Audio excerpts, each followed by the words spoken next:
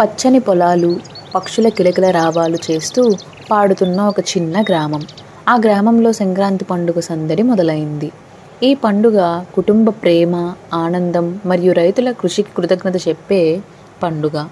మొదటి కాంతితోనే సూర్యుడు ఆ గ్రామాన్ని వెలిగించాడు.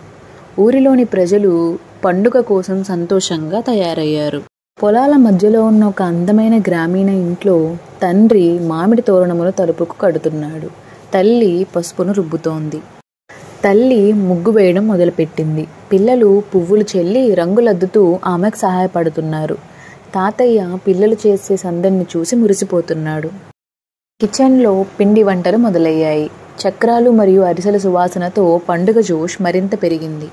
మధ్యాహ్నం కావడంతో గ్రామంలో పెద్ద ప్రాంగణంలో గ్రామస్తులందరూ కలిసి సంక్రాంతి పండుగ జరుపుకుంటున్నారు. సాయంత్రం గ్రామం మధ్యలో భోగి మంట వెలిగింది. జనం అందరూ చుట్టూ చేరి పాత ఆచారాలను విడిచి కొత్త ఆశయాలను స్వాగతిస్తున్నారు. సాయంత్రం పిల్లలు బామ్మ చుట్టూ చేరి ప్రశ్నల వర్షం కురిపించటం మొదలుపెట్టారు. బామ్మ, సంక్రాంతి పండుగ ఎందుకు జరుపుకుంటాం? పిల్లలు, సంక్రాంతి మన రైతుల కష్టానికి కృతజ్ఞత చెప్పే పండుగ. రైతులు పగలు రాత్రి కష్టపడి పంటలు పండిస్తారు. మనం తినే అన్నం, పళ్ళు, పప్పులు అన్నీ వాళ్ళ కష్టమే. మరి ఈ ఆచారాల ఉద్దేశం ఏమిటి? భోగి మంట పాత దుఃఖాలను వదిలి కొత్త ఆశలను స్వాగతించడమే. ముగ్గులు శుభం మరియు ఆనందానికి సూచన. బామ్మ, ఎందుకు గాలిపటాలు ఎగరేస్తాం? గాలిపటాలు ఎగరించడం సూర్యుడిని గౌరవించడం. ఇంకా ఆడుతూ నేరుగా సూర్యుడి కాంతిని గ్రహిస్తే ఆరోగ్యానికి మంచిది.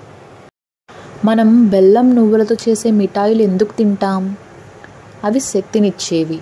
బెల్లం మన శరీరానికి పోషణ ఇచ్చి ఉత్సాహాన్ని కలిగిస్తుంది. నువ్వులు చలికాలంలో శరీరానికి తగిన ఉష్ణతని ఇస్తాయి. ఈ పండుగ మనకి ఏం నేర్పుతోంది? పిల్లలు, సంక్రాంతి మనకు కృషి, కృతజ్ఞత మరియు కుటుంబం పట్ల ప్రేమను నేర్పుతోంది. ఈ పండుగ మనందరినీ ఒకటిగా ఉంచుతుంది. ఆ రాత్రి కుటుంబమంతా కలిసి విందు భోజనం చేశారు. నవ్వులు మాటలతో ఆనందంగా గడిపారు. Thanks for watching.